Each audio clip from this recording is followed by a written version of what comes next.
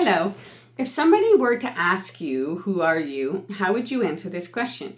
Would you answer it by stating your name, your relationship status, your religious status, what zodiac sign you are, whether you're a parent, whether you're not a parent, what city you live in, what career you have, what traumas you've been through, or what wounds that you carry?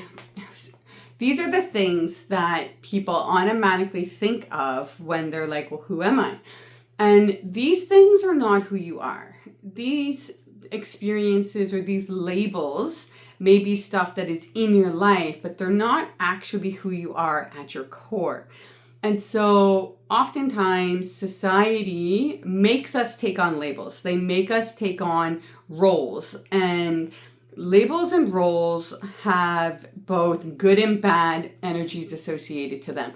When we take on those things, we take on the good and bad. We cannot state, I'm only taking the good and leaving the bad behind when we take on a label and a role, because society dictates what energy is associated to those things.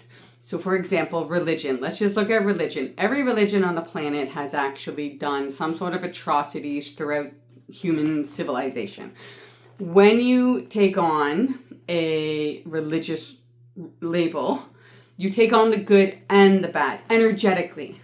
And so you have to be aware that the things that you connect with are going to have an impact on the reality and the world that is moving around you. It is what you think about, you bring about. What you put your attention to is what comes into your life. What you align with is what comes into your life. So all the roles, all the labels, all the things that you connect with are what is actually creating the world that you live in today on an energetic level. Now, science states that everything happens on an energy level before it becomes a physical level. So when you actually start looking at it from an energetic level, you realize the things that you are connecting to.